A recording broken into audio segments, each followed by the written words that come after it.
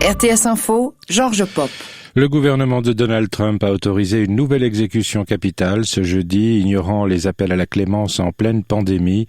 Brandon Bernhardt, un Afro-Américain de 40 ans, a été exécuté pour avoir participé il y a 22 ans à un double meurtre au Texas, alors qu'il avait juste 18 ans. Un demi-million de personnes avaient signé des pétitions pour demander au président de commuer sa peine en réclusion à perpétuité. Depuis 131 ans aux États-Unis, la tradition veut que les présidents sortants sursoient aux exécutions en attendant l'arrivée de leur successeur.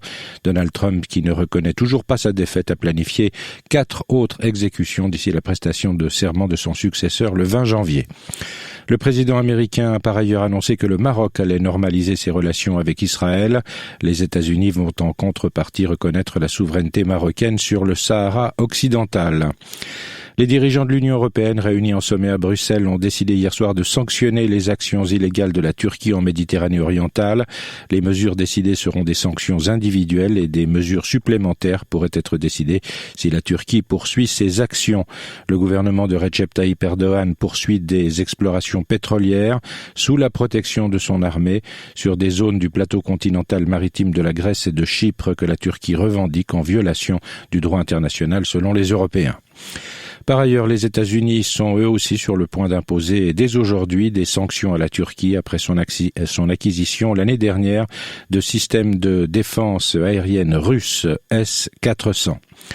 Aux États-Unis, un comité d'experts indépendants a voté tout à l'heure pour recommander à l'Agence américaine des médicaments d'autoriser un premier vaccin contre la Covid-19 développé par le duo Pfizer-BioNTech.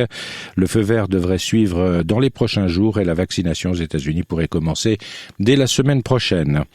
En Suisse, la Commission de la santé publique du Conseil national s'oppose aux mesures jugées excessives du Conseil fédéral pour freiner la propagation du virus.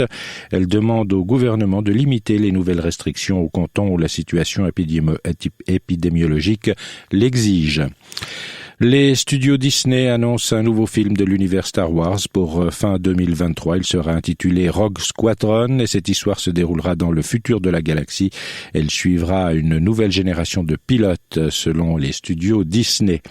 Young Boys s'est qualifié pour les 16e de finale de l'Europa League. Les Bernois ont obtenu hier soir une victoire 2-1 contre les Romains de Cluj. Météo Suisse nous annonce la pluie en fin de matinée sur le Jura, puis en cours d'après-midi sur les autres régions.